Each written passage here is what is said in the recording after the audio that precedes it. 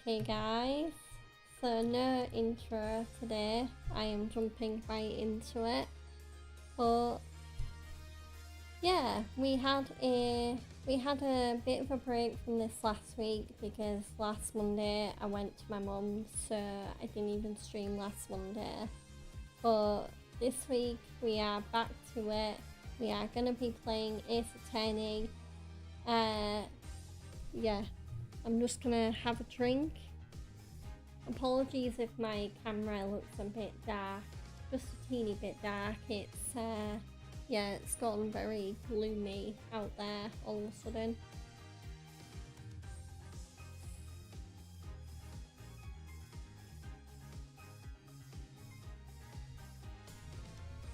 Okay, so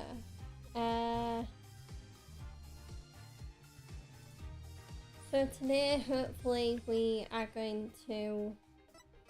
Did I finish the... No, I didn't. Okay.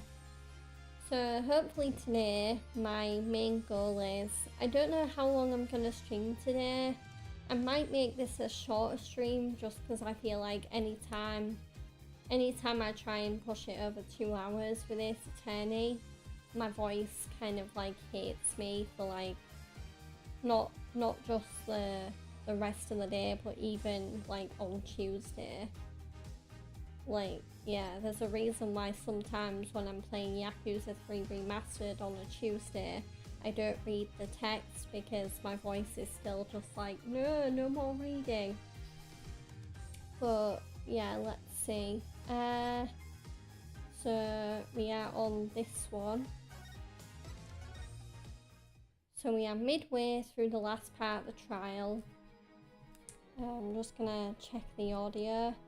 I will also be checking something because a local arena that's near me is doing like a massive lot of show announcements today. So the music fan in me is just like, oh, I gotta keep checking their page, see who comes up. Because yeah, they've got some good acts on next year. So, where... Oh. Yeah, the audio could be... Well, I say that, and then I think the anime is a bit louder. So, I'll wait until we get an anime scene. Well, actually, no. I think the anime is quieter, actually. Just make sure...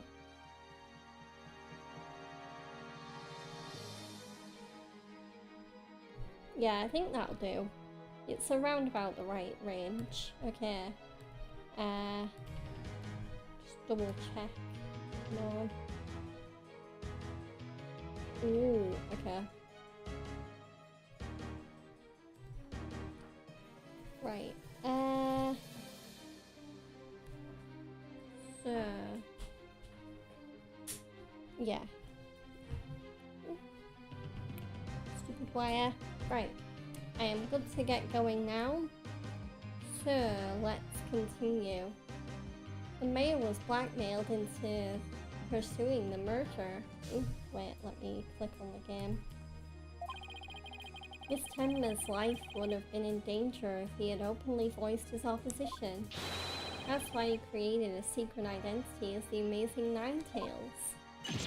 Ah, this is madness. No one could possibly hatch such an insane plot. No one except Killer as insane as his plot, and I'd say Florent Labelle is more than qualifies. Foolish mortal, it is at your own peril that you forget who I am. Mayor Tenma, it's okay now. Jinxie will be safe just as soon as Mr. Labelle is arrested. You are the Amazing Ninetales, aren't you?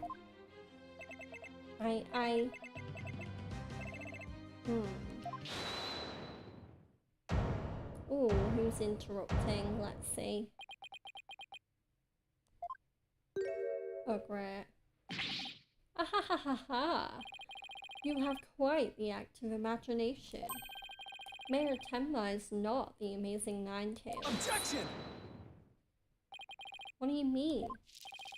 Well, has the mayor admitted to it yet? I'm really glad Capcom, like, made the words that are emphasized all caps, because it does help me kind of beef up my Florent Labelle voice a little bit. But that's just... And even if he did admit to such nonsense, I would reveal the truth behind Tenmataro right here and now. What? Why, you would dare reveal the secret? Ha! My good friend the alderman told me all about it. But it wouldn't be good to expose the truth, what with the superstitions, now would it? The truth behind Tenmataro? What's he talking about? So go ahead, say it. Say, I am the amazing Ninetales. I dare you. Ah! Objection! Wait, will somebody please explain what's going on here? Mayor Tenma will do anything to keep the truth behind Tenmataro a secret. The dark, terrible truth that has been kept secret by the village superstitions. And if the mayor admits to being the amazing Ninetales, you'll expose the truth. Right, I won't have him walking free because of some nonsense you made up. So, what now, Justice Dono? Without the mayor's admission, your theory is as useless as you are in battle. I'll show you who's useless. Apollo, don't you dare give up now. I know. Your Honor, I believe Mr. Labelle's statements warrant a thorough cross-examination. After all, the true identity of the amazing Ninetales is the cornerstone of this case. You do have a point there. Please answer this court, Mr. Labelle. Is the defendant the amazing Ninetales or not? Time for Labelle to testify. Okay. Let's see what he's got to say. The amazing Ninetales' true identity is not Mayor Tenma. The mayor would never admit to such utter nonsense. But if he did admit to such nonsense, I will expose the truth behind Tenmataro right here and now. And that would bring ruin upon Ninetales Vale, just as the superstitions say. Talk about out of the pot and into the fire. At this rate, the mayor will be found guilty for sure. I do wonder if that's a slight error there by Capcom, because as far as I know, the phrase goes out of the frying pan and into the fire. But then, I mean, maybe the Japanese aren't familiar with, like, different types of cookware. There's a name for it, like pots and pans and stuff. So, yeah. At this rate, the mayor will be found guilty for sure. Honestly speaking, if Mayor Damien Tenma is not the amazing Ninetales, I'm afraid I don't see how the defense has much of a case here. Ahahaha!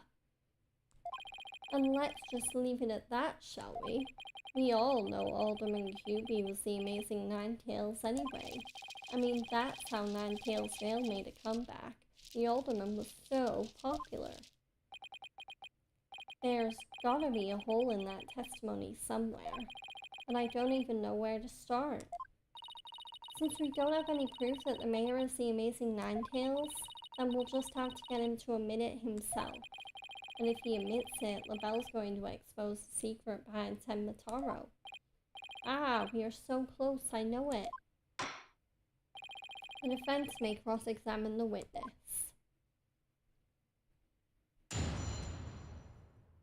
So let's do what I always do after coming back onto Ace Attorney after a bit of a break, and let's go through the court record.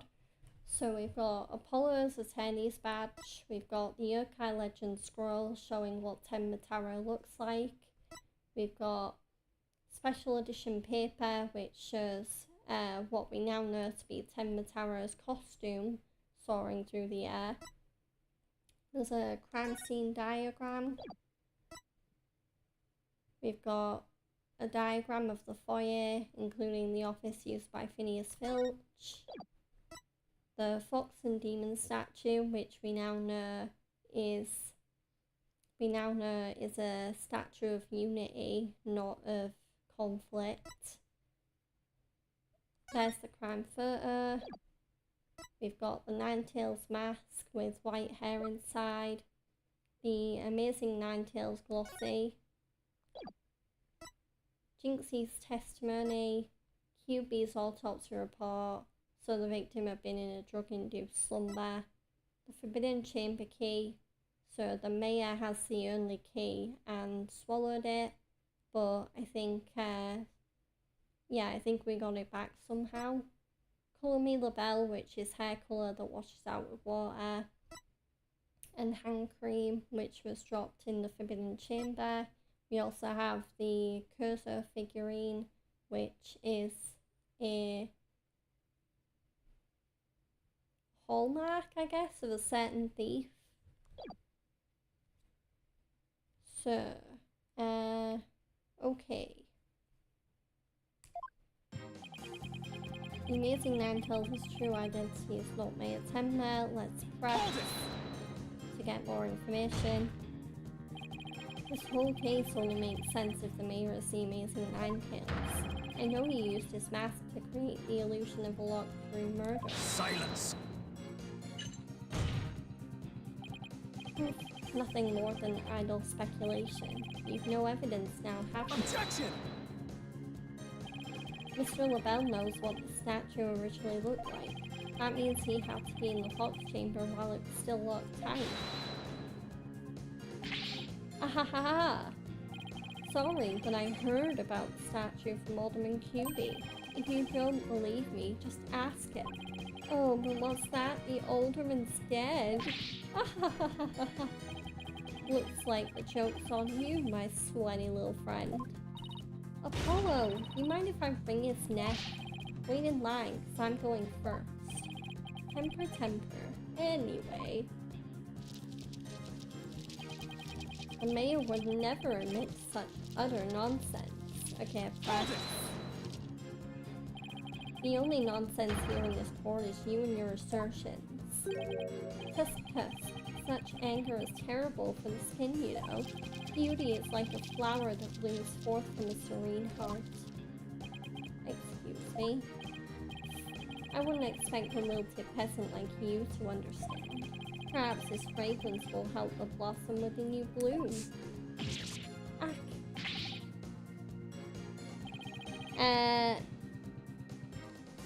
Mine, I don't know. I hope I'm not butchering that. Hello on YouTube, I hope you're doing well.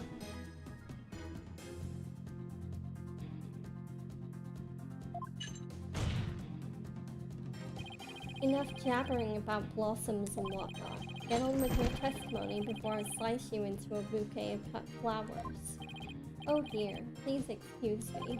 As I was saying, the assertion of our wilted attorney here is utter nonsense. Well, if he did admit such nonsense, okay, perhaps you'd be arrested, wouldn't you? Yes, it's true. I would be sacrificed upon the altar of justice despite my innocence. And what a terrible loss that would be for the future of...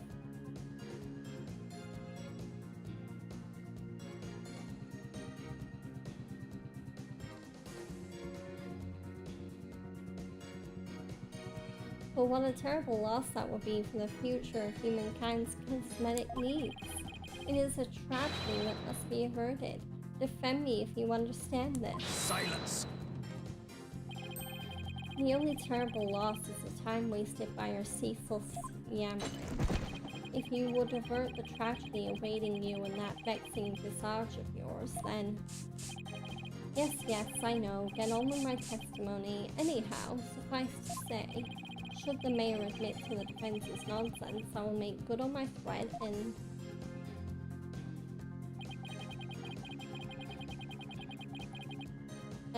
press. And just how did you learn of the so-called truth behind Tenmataro? Alderman QB told me all about it. The secret of the forbidden chamber and the truth behind Tenmataro. Why would he share secrets like that with you, Mr. Lavelle? Because of the alderman's wife. I was looking after her while she was hospitalized. He appreciated it so much he shared the secrets with me. Wait, did he threaten the alderman in addition to the mayor? Don't tell me that's how he learned how to open the forbidden chamber. Needless to say, I'm not above revealing the truth behind Tenmataro.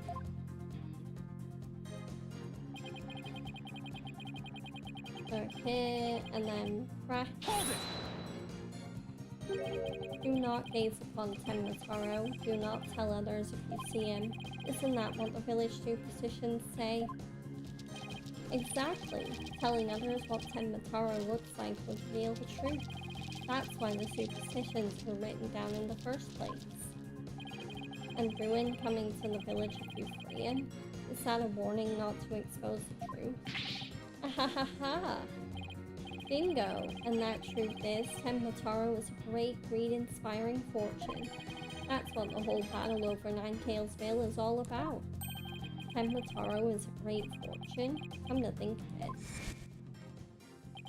Hehehehe, only that it's the greatest get-rich-quick chance in the universe. Grandpappy told me all about it. Said there's an amazing treasure in there. Could Tenmataro actually be... I think Tenmataro is a treasure. Telling the villagers that Tenmataro is a terrifying yokai is what has scared them away from the forbidden chamber and the treasure within. That's how the treasure has been kept secret all this time. Ahahaha! Well, well, well. It seems our ace attorney here has uncovered the truth that must not be revealed. Mayor Tenma looks like he wants to keep the truth hidden as much as I do. Tragedy is doomed to repeat itself as long as Tenmataro exists. That's why the secret must be protected. As long as Tenmataro exists, huh? Mr. LaBelle, please add that statement to your testimony. Okay, as long as Tenmataro exists.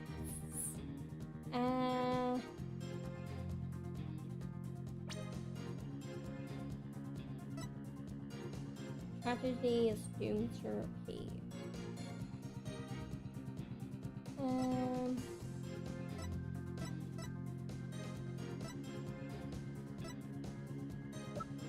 Understand.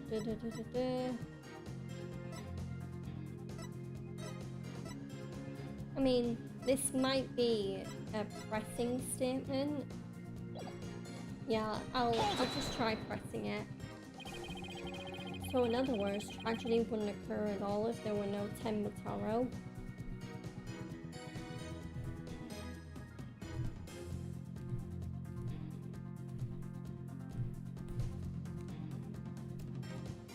Sorry about that, guys. Just doing moderation. Yes, I suppose so, but that's wishful. This is LaBelle. Yes. You don't say. As long as Tenmataro exists, huh? How's the mayor supposed to admit to his secret identity now? Well, we have to find a way to make him say it, or our entire case unravels. There must be a hole in LaBelle's testimony somewhere.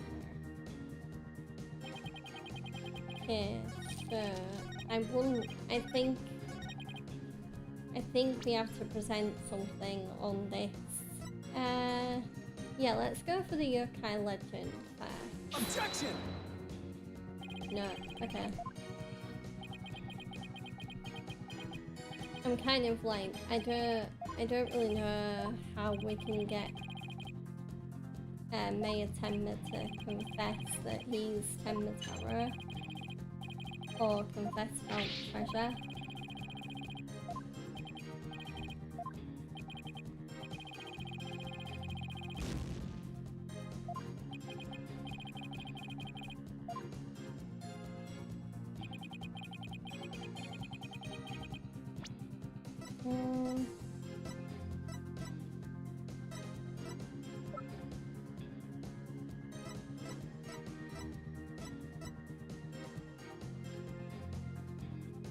Yeah, I might just have to use a guide for this part because I am honestly stumped. Get Dual Destinies off. And then where is walkthrough? Let's just turn about. Trial day 2. Kill.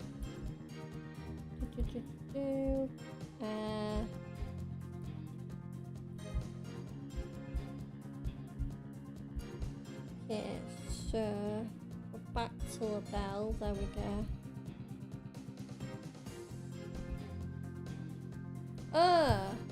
Okay. So I should have just gone with my next gut instinct, which is, yeah, I'm gonna present the Azuki Kozo figure on this statement. Objection! Mr. Labelle, what if Tenma Taro no longer existed? Revealing the truth would no longer be an issue, would it? If Tenma Taro no longer existed? What on earth are you talking about? Oh, apparently you haven't heard. Tenma Taro no longer exists. But I guess you didn't get to do a thorough search after the key was taken from you. Because when we searched the Forbidden Chamber, there wasn't any treasure there. Yeah, that's right, because the thief had stolen it. Well, maybe you weren't looking in the right place.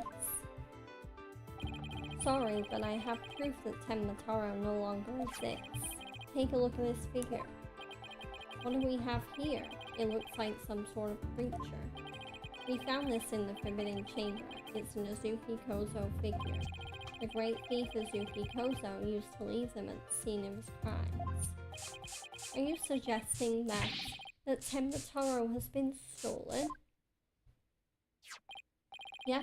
Phineas Filch's grandfather, a master thief, was the culprit. And by that hideous moronic caretaker's grandfather, no less. You. No! My beautiful golden Tenma Taro was... The greed inspired by Tenma Taro can no longer bring ruin upon Ninetales Vale. Isn't that right, Mayor Tenma? The root of tragedy would indeed seem to be gone. In fact, I now recall the alderman revealing the secret to me on the day of our meeting. He must have been speaking of Tenma Taro, for he said to me the gold ingot was gone. The gold ingot? You mean the treasure that is Tenma Taro's true form? Recall, if you will, the scroll in the Forbidden Chamber. Tenma Taro was the yellowish object shown there. The giant gold ingot that my nomadic ancestors bestowed upon Ninetales Vale. Oh yeah, that thing. Okay. In return for that gold, my ancestors did receive from Ninetales Vale land that would become Tenma Town, but drive the villagers mad with greed did that great fortune. Bitter was their grief-fueled battle. It was as if they were possessed. My ancestors' gold became as a curse upon their village, a curse of ruin. Thus, it was that the yokai Tenma Taro came to be. So Tenma Taro and the village superstitions were merely fairy tales to scare people away. Fairy tale or not, Tenma Taro made quite the mess of things. Yes, indeed, for there is no greater monster than a mortal man's lust for gold. Well, you know what they say, the love of money is the root of all evil. My ancestors did bring a terrible thing here to Ninetales Vale, a thing so terrible that Tenma Taro, a monster just as terrible, had to be created to keep it secret. Yet we have naught but love for the little village to which we owe our very existence. Tenma Town would never seek to take over Ninetales Vale in a merger. Oh my, that was quite a shocking lesson in history. Mr. Mayor, now that we know Tenma Taro no longer exists, are you ready to admit your secret? You are the amazing Ninetales, aren't you? No, don't do it. Please, no!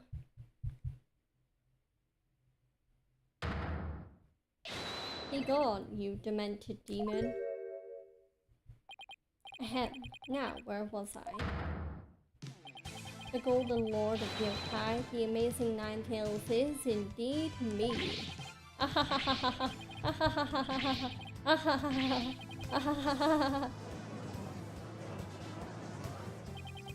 And that means Jinxie. Yes? The man wearing the mayor's clothes who saw collapsed in the fox chamber, was he wearing the amazing Ninetales' mask? Uh-huh, that's what made me think it was Papa. He said he was going to reveal his secret identity to Alderman QB that day, so it really wasn't Papa I saw there, was it? It was Floron's idea from the start. He advised me to reveal my secret identity to the Alderman. Yeesh, root gold merge machines have less elaborate setups than the bell scheme. You may rest easy now, little Jinxie. That monstrous deception is through. Caw caw caw caw! The true facts behind this case have finally come to light. Mayor Tenma did not kill Alderman Huey, but Floron LaBelle did. How dare you, peasants! Wah! Ah! No! Silence!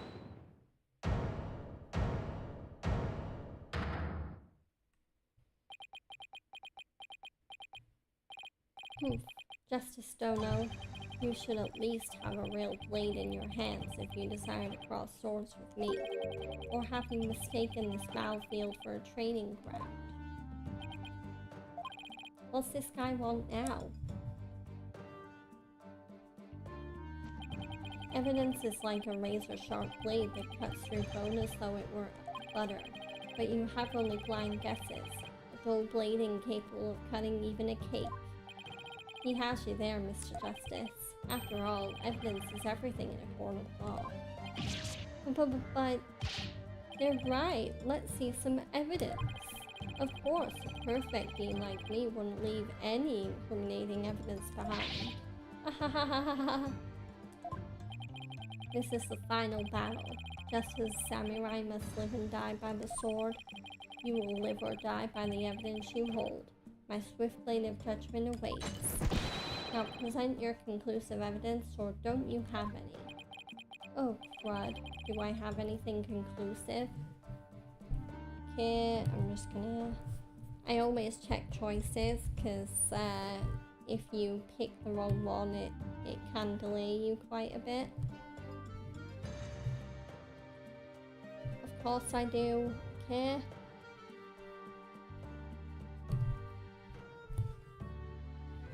Let me go. Evidence?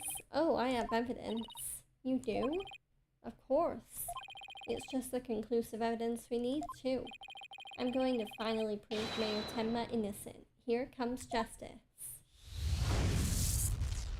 Okay, time for the final review. So let's review the facts. The most damning evidence against the mayor was the crime scene itself. The mayor and the victim were the only two people found in the room. Also, we all thought the alderman was killed because he was the amazing Ninetales.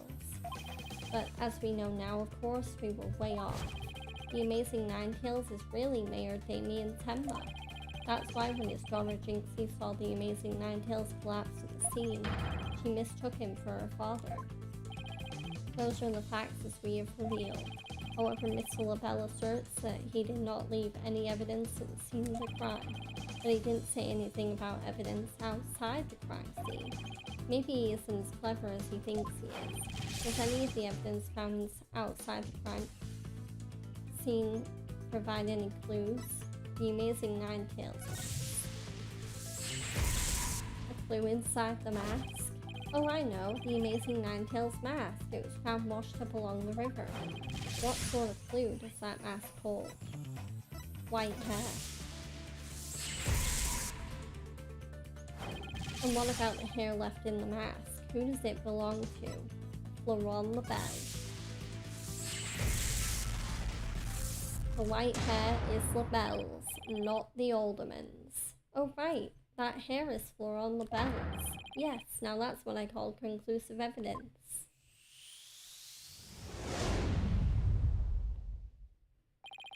Well, Mr. Justice, do you have any conclusive evidence to present to the court? Of course I do. Observe this mask, if you will. That mask? How is that conclusive evidence? It's not the mask itself, but the white hair inside it. We originally thought it belonged to Alderman Rex Cuby. Yes, but the amazing Ninetales, as we now know, is Mayor Tenma, so... That is correct. So the question is, whose hair could this be? And the answer to that is the last person to have worn it before it was discarded. That would be you, Mr. Florent LaBelle.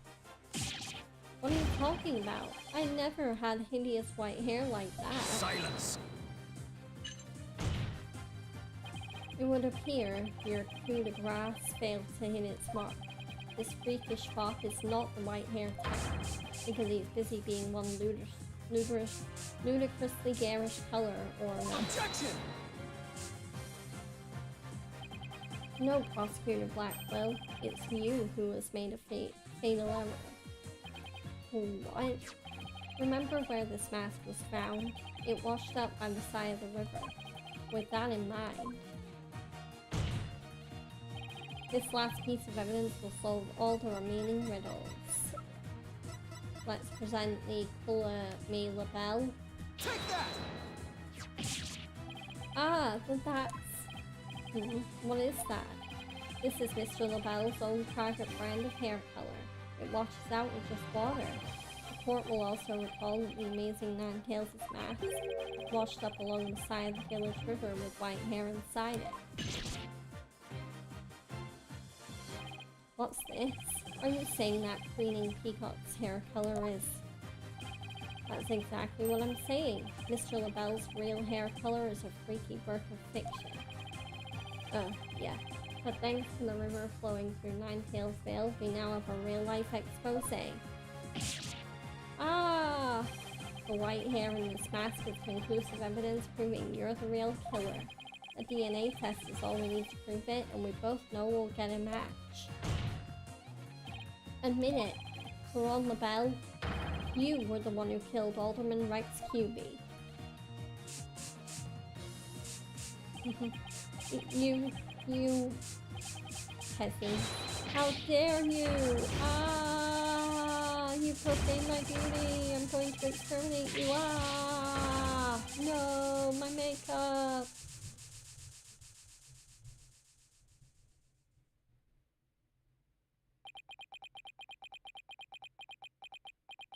Oh my god, he's just an old man.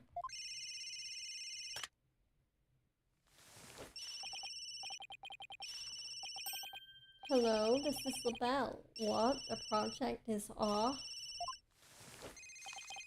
This is LaBelle. The sponsors have pulled out? LaBelle speaking. I'm fired? You mean I'm no longer Mayor Tenma's aide? Hello, this is LaBelle. What? There's a stratospheric damages claim against me? $100 million? Hehehe, ha ha ha ha. I'm finished, washed up, stick a fork in me, I'm done. Ah ha ha ha ha, ah ha ha ha.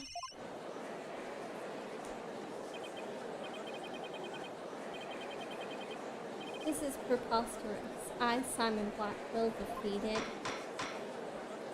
Order, order, order in the court. But yes, thank you. I'll be here all week regarding my voice acting. Well, this is quite the unexpected outcome. I must hand it to you, Mr. Justice. You really turned this case on its head, just like that other lawyer, Phoenix Wright. Hehehe. Wait, that was a compliment, right? Prosecutor Blackwell, what have you done with Florent LaBelle? The defaced man has withered like a flower without water. One of the officers is currently tending to him with a sprinkler. Wouldn't that just wash even more of his makeup off? Allow me to explain the actions of the guilty party in detail. The motive, of course, was to steal a gold ingot known as Tenmataro. However, few are allowed into the manor due to its cultural ties to Ninetales Vale. LaBelle set in motion plans to gain access to the manor and the gold within via the merger, but the efforts of the amazing Ninetales saw those plans come to a halt. And thus LaBelle murdered the alderman and attempted to pin the blame on Mayor Tenma. I see, but what I still can't comprehend is why would he go after the gold in the first place? Mr. LaBelle doesn't look like someone who is in need of financial aid. LaBelle hid his past well, much like he hid his beauty with makeup. He is mired in debt due to pouring money into a brand only he could love, which is why he sought the gold with such voracity. Too bad for him, someone else had gotten to it first anyway. I see. Very well then. I believe it's time I declared a verdict. This court finds the defendant, Damien and Tenma. We did it! Okay. Wow, that took way less time than I thought it would, but we finished that case. I thought I'd still be doing this trial for the whole rest of the stream. So that means we can start the next case of the game today, which is exactly what I wanted. Court is adjourned.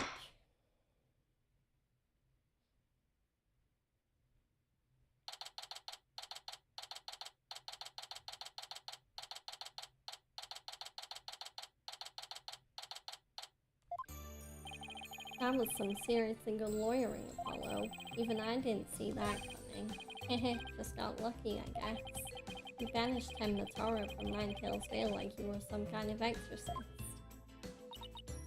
There's still one thing I don't understand. How come Mr. LaBelle didn't kill Mayor Tenma too?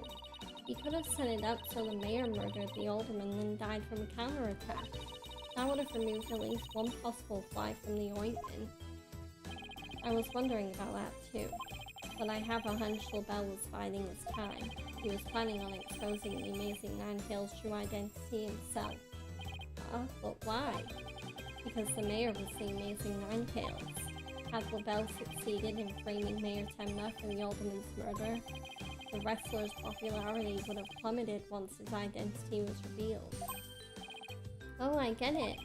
If the amazing Ninetales was just killed, he'd die a hero. But if he was proved a villain, his fans would abandon him, making the merger that much easier. Right, and when the merger was complete and everything cooled down, he'd be able to search the Forbidden Chamber at his leisure. What an insanely intricate plot! A most excellent job clearing my name. A feat worthy of the Demon Lord's approval. Why are you acting like Tenmataro again? Let this be of no concern to you. How can it not concern me? Tenmataro, be gone! Ah! Jinxie, seems like ages since I've laid eyes on you. Papa, you're finally back! Yes, it would seem Tenmataro is no match for you. Ha ha ha. I'm not scared of that silly yokai anymore. Your father's a free man now, Jinxie. Isn't that great? Thank you for all you've done. Seeing you guys in action, it made me feel like I don't have to be afraid anymore. Wait, is Jinxie actually smiling? This is all thanks to you two. Too bad the amazing Ninetales will have to retire though. Oh, how come? Once everyone hears I'm the amazing Ninetales, my fan base will nosedive. After all, I'm not the most popular of people. Another reason for my secret identity. I don't see how I could possibly continue. Hehe, I think you've misjudged yourself. Take a look outside. Say, now that you mention it, what's all that noise out there? A big crowd gathered outside the courthouse once the news broke. Seems they want to get a glimpse of Mayor Damien Tenma, the man behind the mask, and to root for your return to the wrestling ring. Rooting? For me? But I thought I was nothing more than a malefactor in their eyes. The only one who really matters is Jinxie. Show her how cool you really are. Yeah, you're the coolest when you're out there fighting in the ring, Papa. Jinxie. Here, I think you'll be needing this. The Ninetales Max. Take that!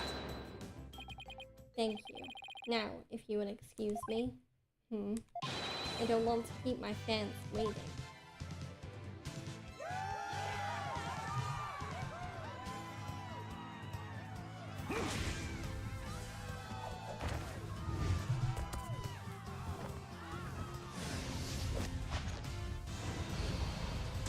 Ninetales Vale forever!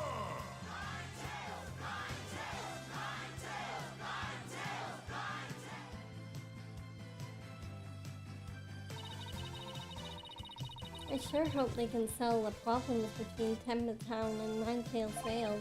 Me too. I'm sure they'll be fine. After all, the blackmailer slash killer is behind bars and the murder is no longer an issue.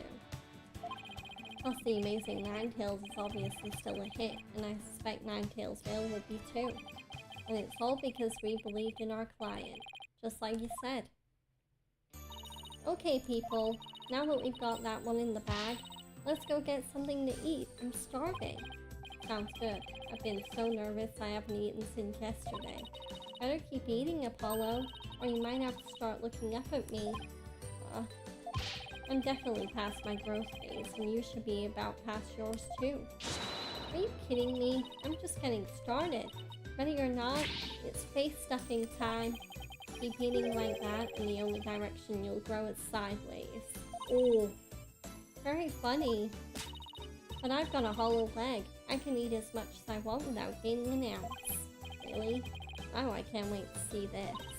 Calories? Huh, just let him try to stick on me. Alright, all ready you two. Let's get going before the old man closes shop. Eldu's Noodles isn't an all-night stand, you know. I'm with Mr. Wright, let's go. I've been waiting to have a bowl from there ever since Mr. Wright told me about them. Well, what are we waiting for? The noodles are on me today, so I expect some serious eating from you two. Yay, thanks, boss. I won't let you down. Athena has no idea what she's getting into. Mr. Eldu's noodles are so hot and salty. 2 bowls would kill a man.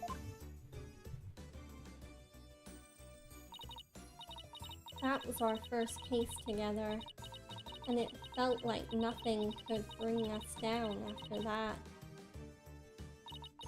The dark age of the law seemed so distant, so irrelevant to our small, cozy office.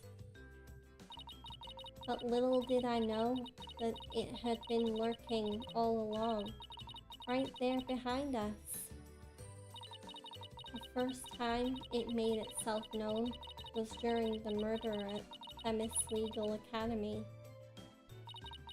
That case would mark the twilight before the dark, cold night that was to come.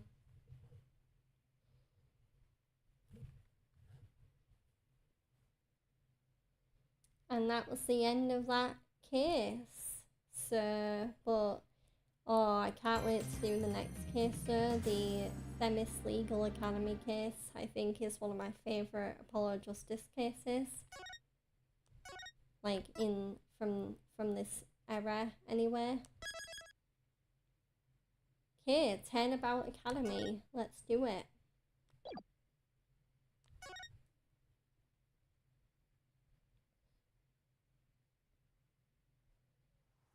Themis Legal Academy, a prestigious high school with alumni in the highest echelons of the legal world.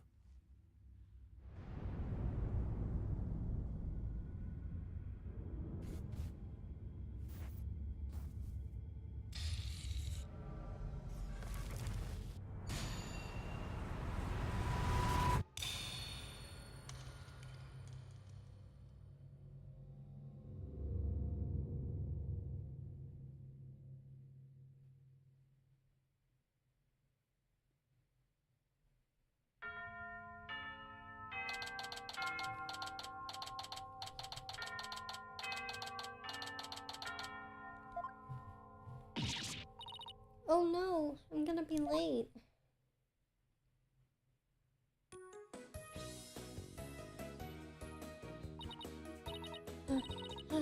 Phew, finally.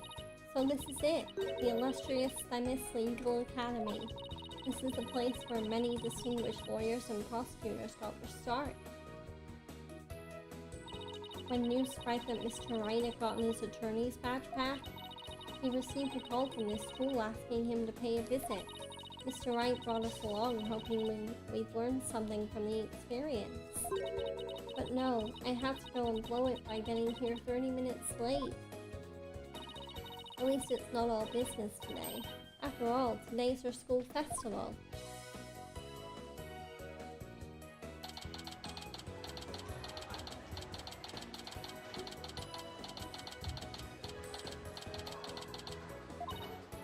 Wow, this place has school festival written all over it, literally. But why all the cold stares? Is it because everyone's in a school uniform except me? Well, I like the way I dress. Wonder where Mr. Wright and Apollo are. Your attention, please.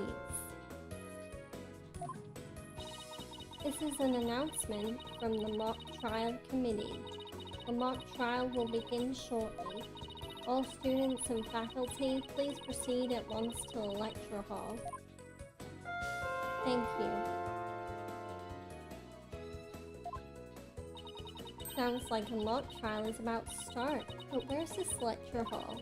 Looks like all the students and faculty are heading that way. Might as well join them. Maybe I'll find Mr. Wright and Apollo there.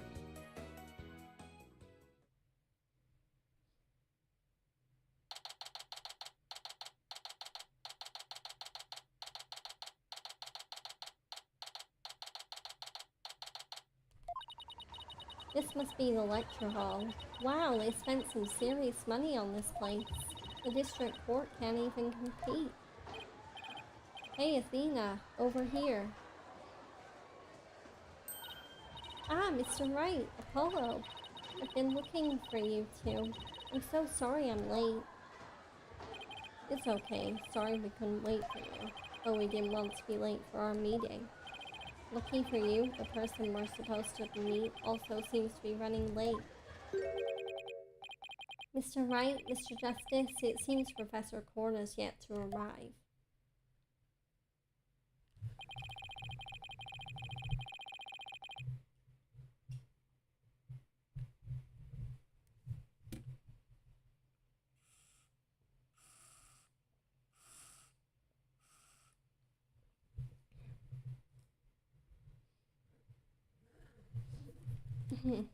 How unprofessorial of her to keep visitors to our esteemed institution waiting like this. I shall make her right. I will not. Oh, who do we have here? Oh, right. You haven't been introduced yet.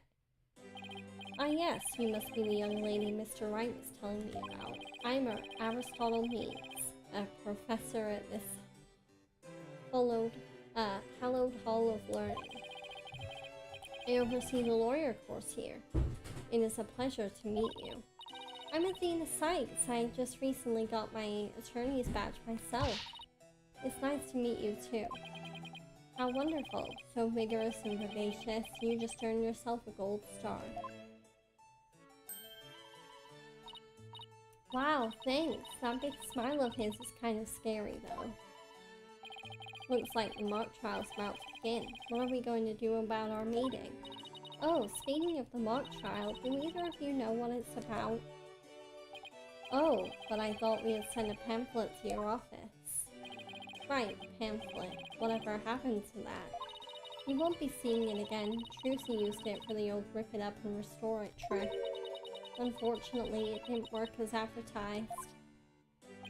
Well, it seems I had better explain the situation then. Thank you, Professor. Okay, let's talk to Professor Aristotle Means. Now, does anyone have any questions? I do, Professor. Could you tell me all about your school? What an excellent question. Here's a gold star for asking. Our academy has 3 courses to choose from. students seeking to be lawyers take lawyer course. Likewise, budding prosecutors take the prosecutor course, and future judges the judge course. Wow, you have everything here for someone who wants to seriously pursue a career in law. Yes, well, that's what makes our school special, and today even more so. After all, we are to be treated to a lecture by the legendary attorney Phoenix Wright. We can't wait to hear all about his return to the legal profession.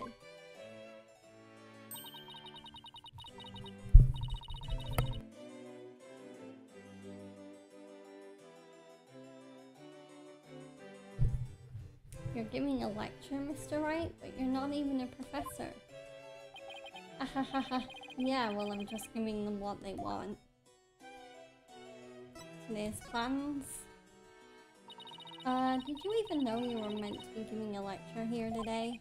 Yeah, sort of, but I came early because I was supposed to have a meeting with the head of the judge course, Constance Court.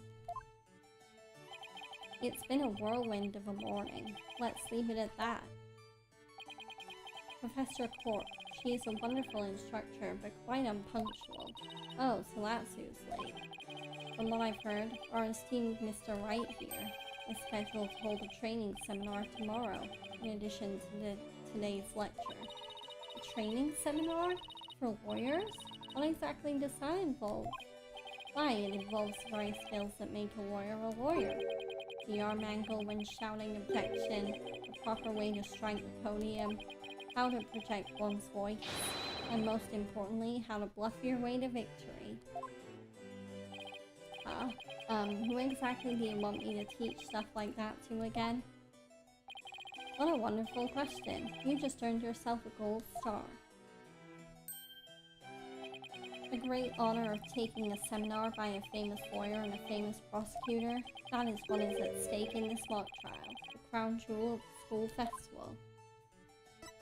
Let's find out more about the mock trial. The mock trial in question is a prestigious event that every student aspires to win. The top student in the lawyer course and the top student in the prosecutor course face off in a simulated court case set in this very school. As for the case itself, we select the best script written by a judge course student and base our case on that. Ooh, a one-to-one battle? How thrilling! So, if the student studying to be a lawyer wins, they get to take my training seminar. But what if the other student wins? I'm not a prosecutor, so there's no cause for alarm. We have a famous prosecutor ready for just such a case. But exactly who it is, well, that is a special surprise. Famous prosecutor? No, it can't be. Professor Means, forgive me for interrupting you and your guests.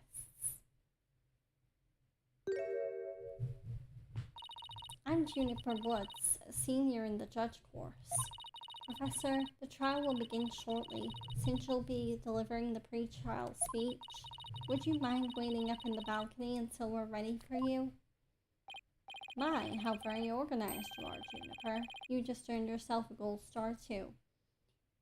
Yeah, you might recognize the name, but this case actually follows Juniper Woods again, although the first time we see her in this game, she's a bit older, and I don't think she's in school anymore. Well, what about Professor Court? Well, I suppose she'll eventually arrive. Now then, I trust you will look after our visitors, Juniper? Yes, of course, Professor Means. Juniper Woods, is that you?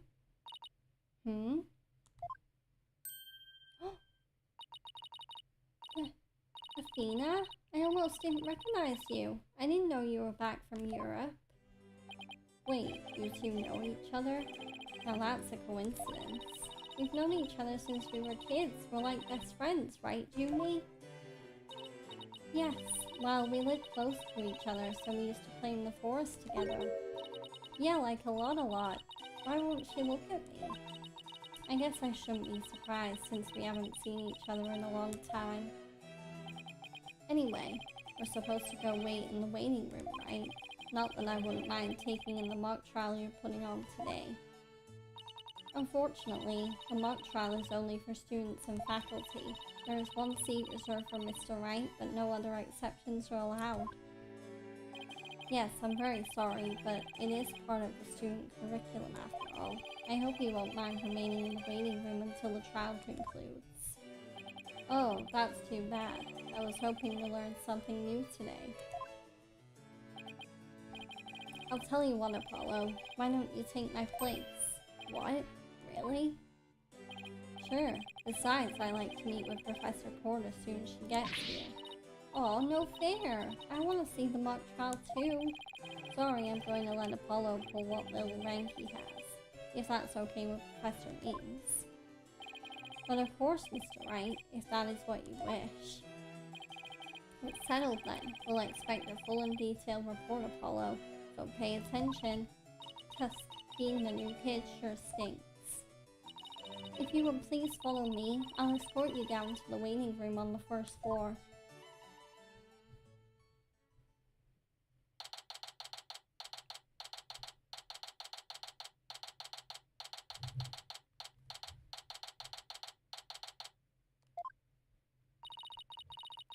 Still no Professor Cord. It's been over 30 minutes, and Mr. Wright snoozing away on the sofa. This is so boring. I should have hidden in the lecture hall and spied on the mock trial. Eek! What was that?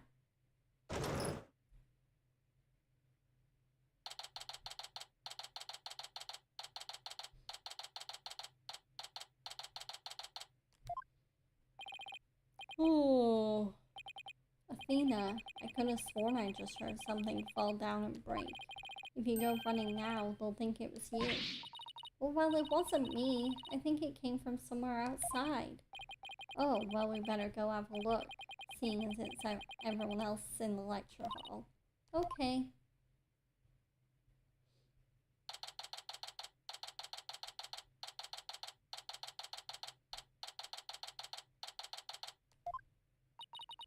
Is this staged for some sort of concert? It kind of reminds me of a courtroom. Wait, Athena, behind the witness stand. What? A dead body. Eek. Professor Court, can you hear me? Professor. Wait, that's who we were supposed to be meeting with? It looks like our meeting's been cancelled for us. No way! This can't be real!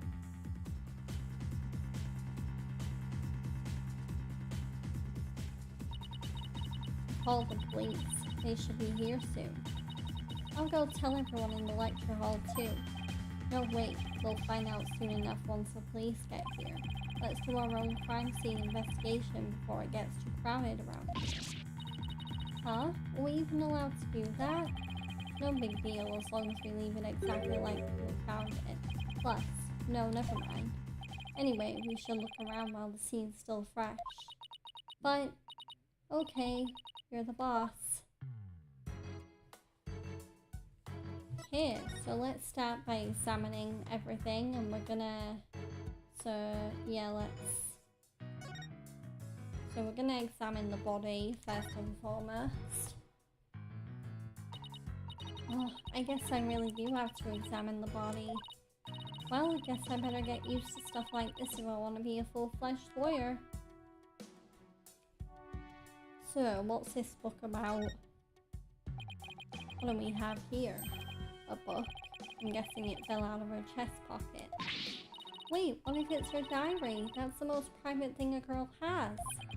True, but considering the situation at hand, my apologies to the late Professor Court. No, don't.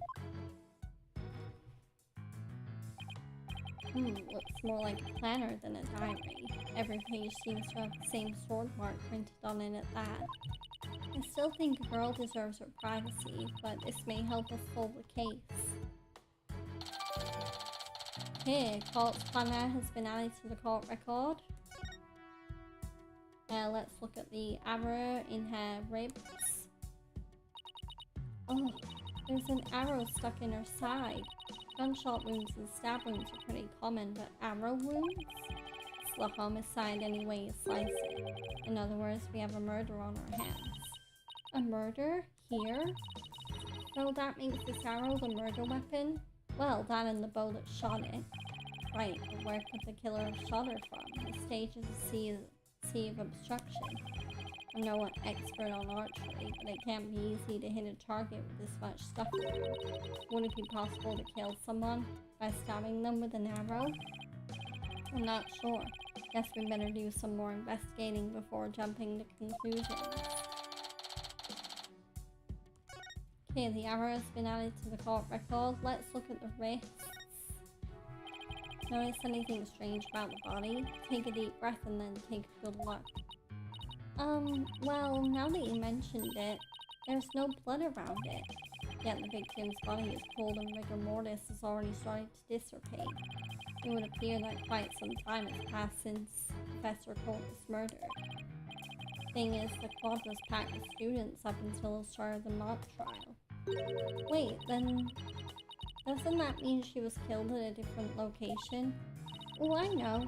The killer moved the body here while everyone was in the lecture hall. That's a definite possibility. Notice anything else? Her arms are raised over her head and there are dark bruises around her wrists. Yeah, the professor was probably tied up with something. Eventually, her wrists were unbound, and as she reached up to stretch, she was killed. Actually, I'm not so sure about this theory. Well, there's not exactly a lot to go on.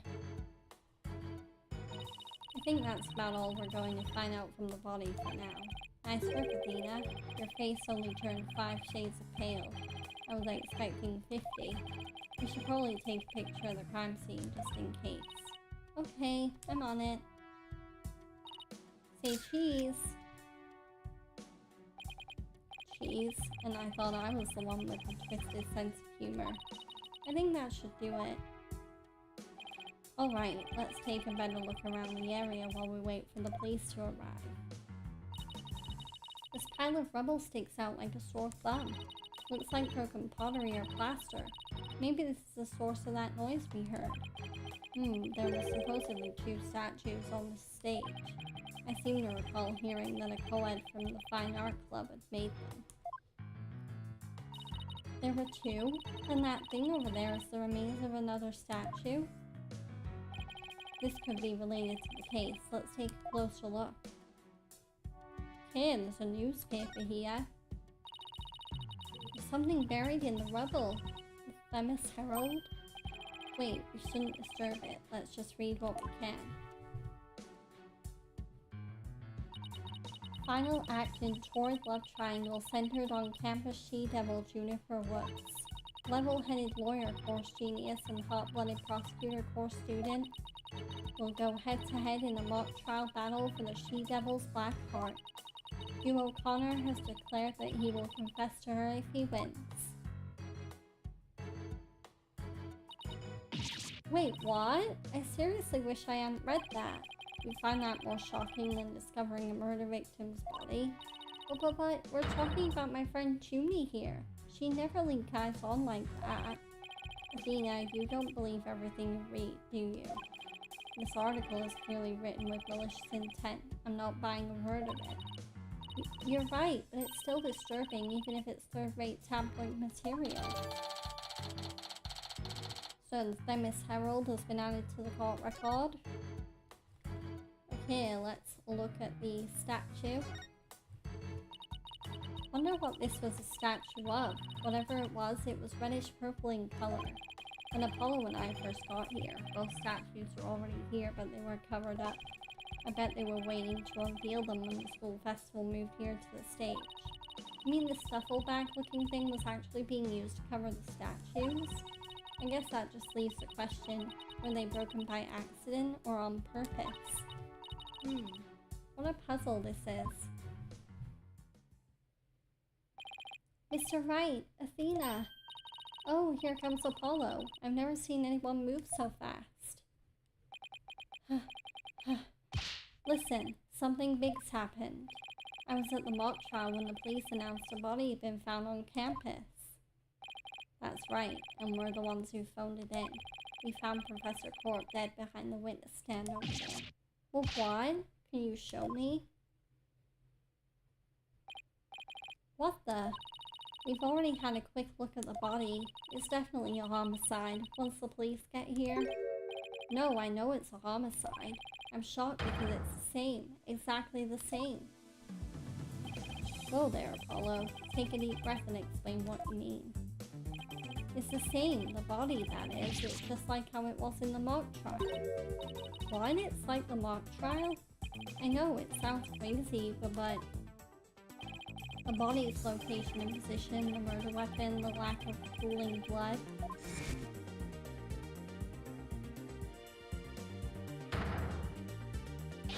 It's all exactly like the mock trial. You're kidding, right? It can't really all be the same, can it?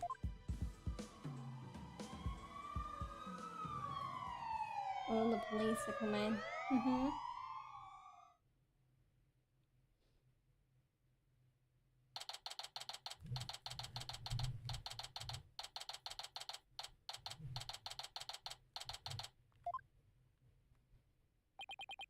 The whole school's in an uproar. There won't be any more classes today. A murder on campus, that's the last thing I expected in a legal academy.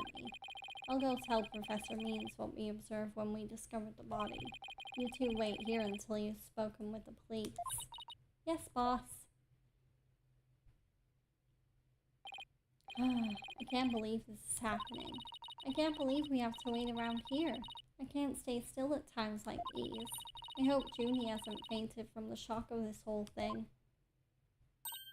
Ah, Lena. Athena. There you are. Junie, am I glad to see you? I was worried that... Don't worry about me. I am student council president after all. I need to be strong. Student council president? Wow, I'm impressed. She's really changed. She used to be kind of sickly and shy. Juniper, was it? Mind if we ask you a few questions? Yeah, we're stuck here waiting for the police, and there's really not much to do. Sure, what would you like to know? Okay, we're gonna question Juniper about what she knows.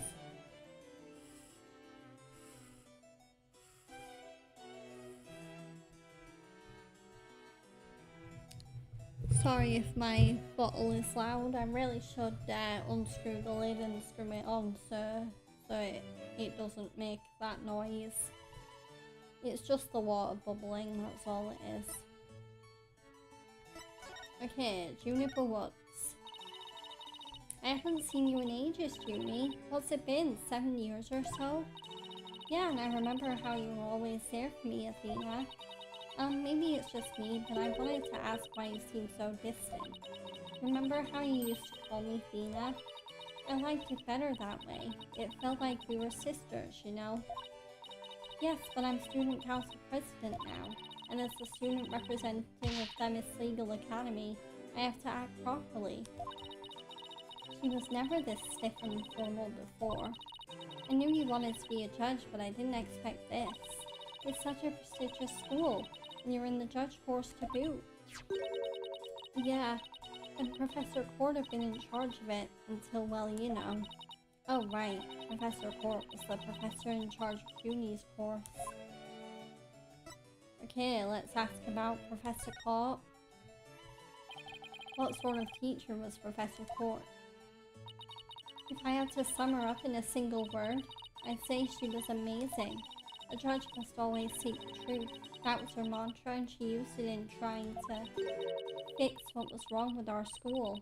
She was a beacon of hope in this dark age of the law. What's wrong with your school? What did you mean by that? Oh, nothing. Never mind. Am I imagining things, or did I just detect something in Junie's voice? Professor Court chose my script for the mock trial.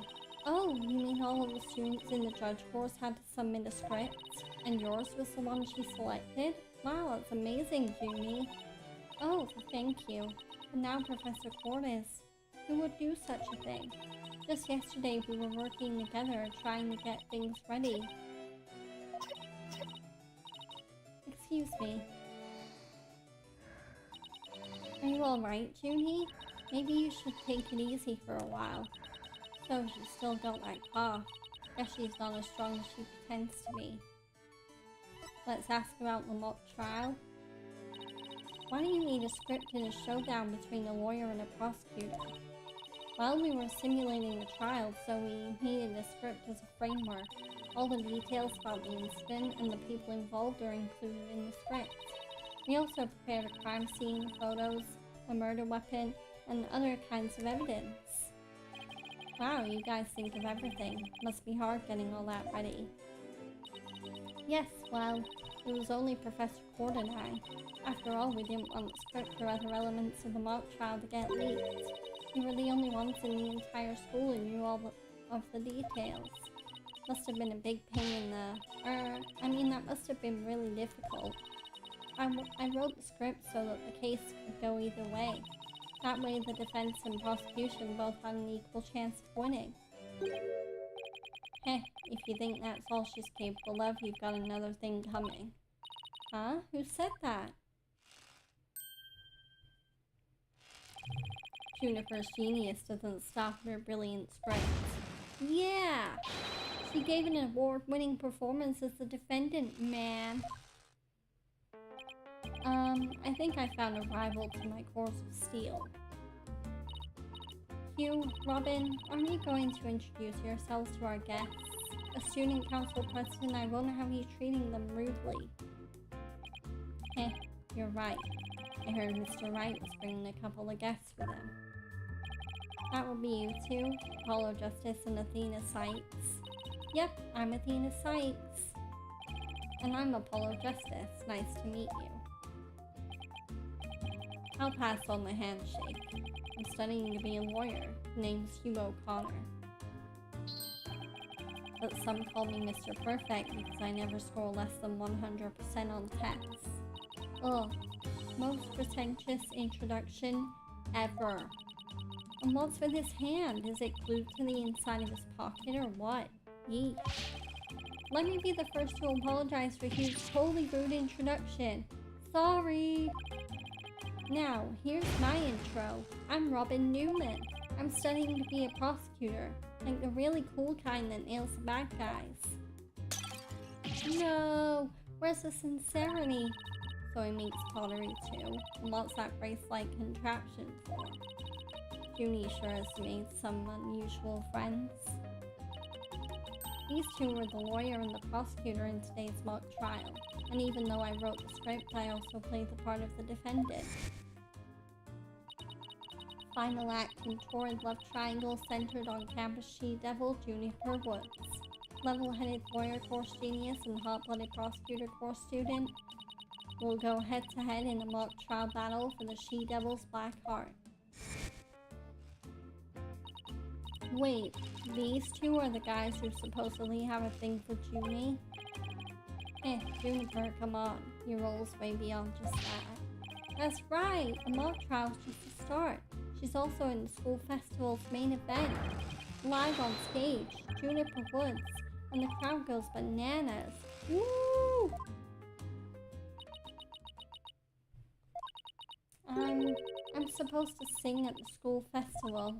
All of the other girls were too embarrassed to try out, so my Junie singing on stage in front of people? Wow, she really has changed. Okay, let's ask about her performance. I was responsible for making everyone's stage costumes. And this is what I'll be wearing. That's amazing, Junie. But then again, you were always good at that kind of thing. This costume might look familiar. It's pretty similar to the one that Lamiwa wore in the first Apollo Justice game. These constellations in particular are really something. Oh, thank you. One of my favorite things to do is look up at the stars in the middle of the forest. Oh, so you're a fan of the night sky then? Wow, Apollo, didn't know you were such a romantic. It's not like that. I have this friend, he and I go way back, who got me really interested in space. Wait, you had friends when you were young? Color me surprised. As student council president, I cannot allow such mean-spirited teasing to continue. I think she's angry.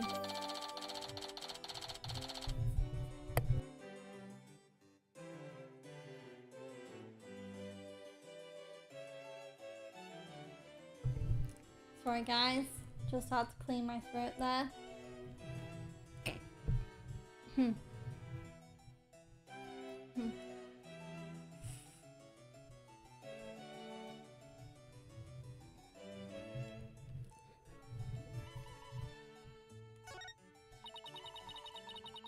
The costumes were no problem, but as for singing, I'm not sure No, you can do it!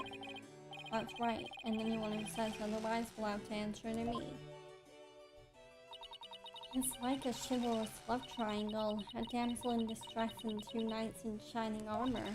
Maybe that Themis Herald article wasn't too far from the truth. Speaking of the latest news, I wonder how the mock trial turned out. Yeah, let's ask the all-important question, who won? So, how did the mock trial end? We were just about to reach a verdict when the police arrived. Now we'll never know how it would have turned out. I guess that's what happens when there's a real murder during a fake murder trial. It ended right before the verdict. Talk about bad timing. I was this close, man. I bet I would have won. But I bet the defense wasn't doing too badly either, right? We'll settle this some other time, and I assure you, I will win them when that time comes. Like I'm gonna let that happen. I don't think so. I hope they don't end up hurting each other. Oh, don't worry. The three of us have been good friends since we enrolled here. Heh, we even have proof of our friendship. Proof? Like physical evidence proof? Yes, we're studying for a career in law, and in the legal world, evidence is everything. Yeah, as long as our friendship lasts, you can bet we'll be carrying them around. Ah, the famed Themis Legal Academy ingenuity at work. So, what exactly is this proof of friendship anyway? Well, it's a secret, and if I show you, it would be bad luck. Oh, okay. I knew it. There's definitely some discord in Junie's voice. Our friendship is sacred and inviolable.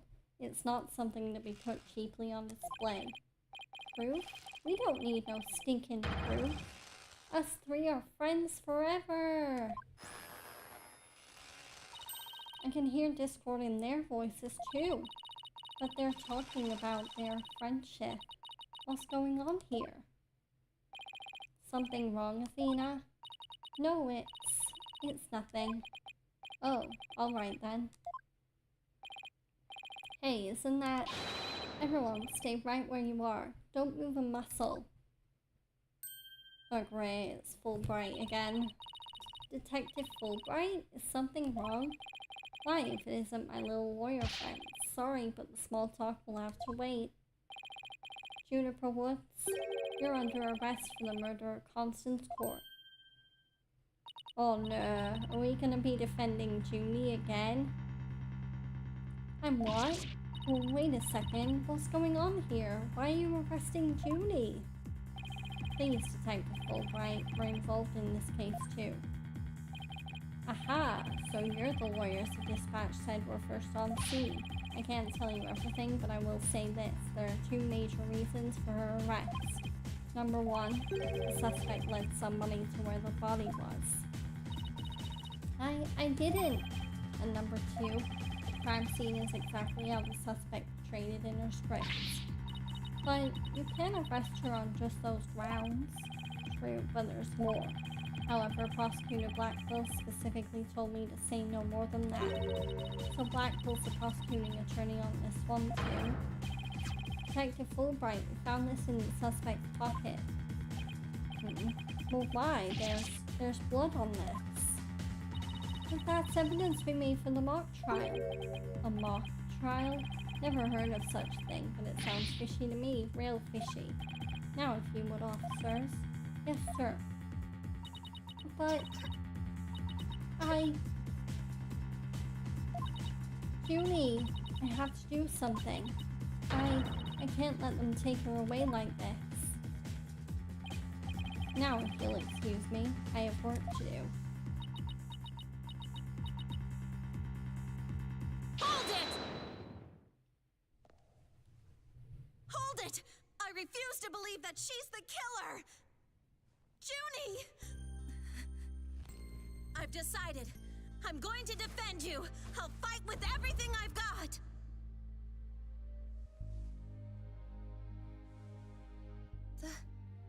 Dina. Junie, it's good to hear you say that name again.